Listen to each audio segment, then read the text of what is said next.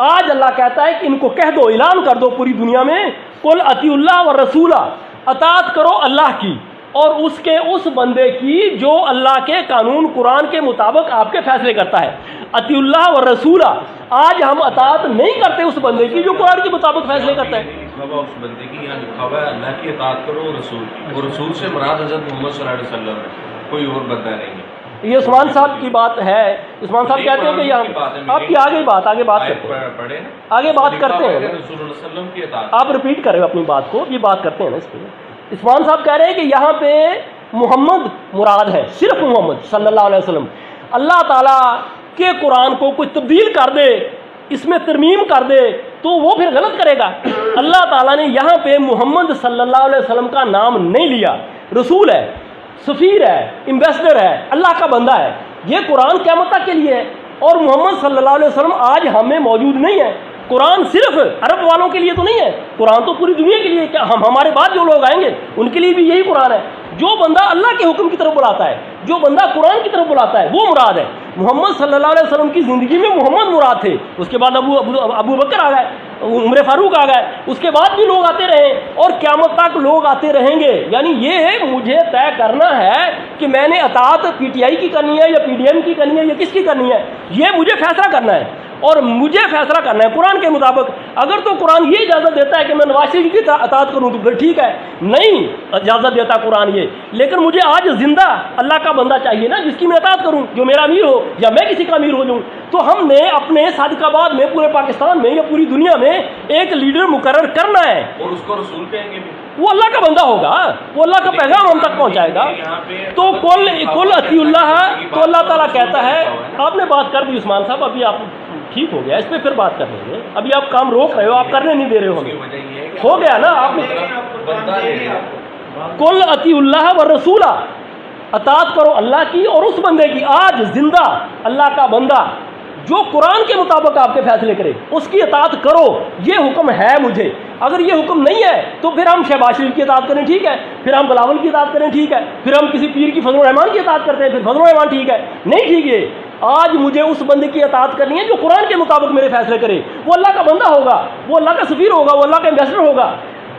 قل اطیعوا اللہ والرسول، اور دیکھیں ہمارے حکمران جیسے وزیر اعظم اور بلاول وزیر خارجہ باہر گئے ہوئے ہیں، اگر یہ اللہ کے بندے ہوتے تو اللہ کے سفیر تھے، یہ اللہ کے رسول تھے،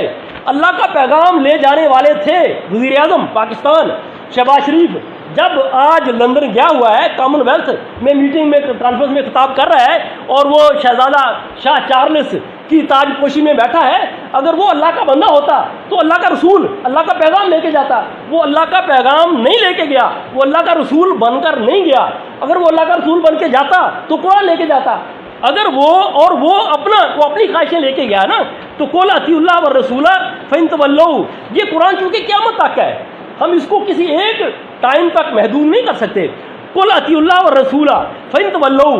پھر اگر ہم اس کی اطاعت نہ کریں، لوگ اس کی اطاعت نہ کریں جو اللہ کا بندہ ہے، آج جو حکمرانی کا حق رکھتا ہے، فإن تولوا فإن اللہ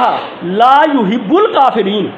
پھر یہ اللہ کا چیلنج ہے کہ اگر آپ اس بندے کو اپنا لیڈر، اپنا پیشوا نہیں بناؤ گے جو قرآن کے مطابق آپ کے فیصلے کرے، تو پھر یہ آپ نے جرم اس بندے کے ساتھ نہیں کیا، صرف تم نے یہ اللہ کا حکم توڑا۔ آج ہم اگر سیاستدانوں کا حکم نہیں مانتے تو ہم کیا جرم کرتے ہیں؟ ملک کا قانون توڑتے ہیں نا، ملک ہمیں سزا دے دے، ملک نے آرٹیکل 6 رکھا ہے، اس سے پرویز مشرف بچ گیا، لیکن اللہ کہتا ہے کہ اگر تم نے میرا حکم توڑا اور میرے بندے کی اطاعت نہ کی، اس بندے کو اپنا لیڈر نہ بنایا جو میرے قانون کے مطابق آپ کا لیڈر بننے کا اہل ہے، تو پھر سن لو فإن اللہ لا يحب فإن تولوا فإن اللہ لا يحب الکافرین۔ بسم اللہ الرحمن الرحیم، السلام علیکم ورحمۃ اللہ وبرکاتہ۔ اسلامی جمہوریہ پاکستان دنیا کا واحد اسلامی ملک ہے جس میں روزانہ کی بنیاد پہ ان جیسے فتنے جنم لیتے ہیں۔ معزز خاتون حضرات، جس فتنے کو آپ نے شروع میں ملاحظہ فرمایا ہے، اس شخص کا تعلق صادق آباد سے ہے اور اس کا نام مظہر غفور بتایا جا رہا ہے، اور یہ شخص ایک نجی محفل میں ایک تو قرآن مجید کی غلط تشریح کر رہا ہے، اور دوسرا یہ شخص خود کو رسول کہلوانے کی بھی کوشش کر رہا ہے۔ معاذ اللہ، افسوس کا مقام تو یہ ہے کہ یہ دنیا کا واحد اسلامی ملک ہے پاکستان، جس میں اگر آقا علیہ السلام کی ختم نبوت کے معاملے پہ بات کی جائے اور قادیانیت کا رد کیا جائے تو اس کی آواز کو دبا دیا جاتا ہے۔ اور اگر اس کی بنیادوں کی طرف نظر کی جائے تو یہ پاکستان اس کی بنیادوں کے اندر ان سپاہیوں کا خون ہے اور ان شاکان مصطفیٰ کا خون شامل ہے کہ جنہوں نے اپنی ساری زندگیاں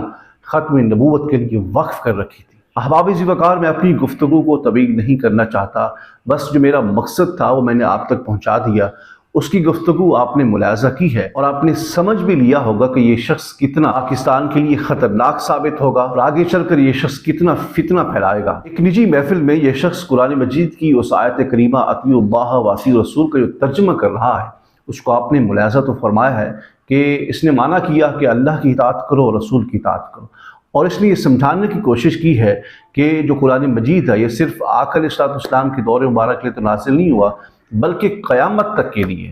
آقا علیہ السلام کے دور مبارک میں اس نے یہ کہا کہ یہ رسول سے مراد آقا علیہ السلام کی ذات مبارکہ ہے۔ جب حضور تشریف لے کر گئے، اس نے تو جو آقا علیہ السلام کی بارگاہ میں بے ادبی کی ہے، اس نے کہا کہ معاذ اللہ حضور موجود ہی نہیں ہے، حالانکہ تمام انبیاء جو ہیں وہ موجود ہیں۔ تو اس نے کہا کہ حضور موجود ہی نہیں ہے۔ اور دوسرا اس نے کہا کہ آپ کے بعد جب حضرت ابوبکر صدیق آئے، حضرت عمر آئے، خلفائے راشدین آئے، ہر دور میں وہ رسول ہیں، معاذ اللہ۔ اس کا ایک ایک لفظ آپ جا کے آگے سن سکتے ہیں۔ یعنی اس شخص کے کہنے کا مطلب یہ ہے، اس کی ناقص اور فضول قسم کی جو عقل ہے، اس نے یہ کہا کہ اطیعوا اللہ و اطیعوا الرسول سے مراد یہ ہے کہ اللہ کی اطاعت کرو، اور جو شخص اللہ کی طرف لے کر جائے وہ معاذ اللہ رسول ہوتا ہے۔ اس کا یہ کہنے کا مقصد ہے، یعنی اگر میں بھی اللہ کی طرف لے کے جاؤں، وہ شخص، میں اپنی بات نہیں کر رہا، تو یہ بھی اللہ کا رسول ہے معاذ اللہ۔ تو اس کے کہنے کا مقصد یہ ہے کہ یہ شخص قادیانیت کو سپورٹ کر رہا ہے، اور یہ آہستہ آہستہ آقا علیہ السلام کی جو ختم نبوت کے معاملات ہیں ان پہ ڈاکہ زنی کی کوشش کر رہا ہے۔ حالانکہ غیر نبی کے لیے ان آیات کو چسپاں نہیں کر سکتے،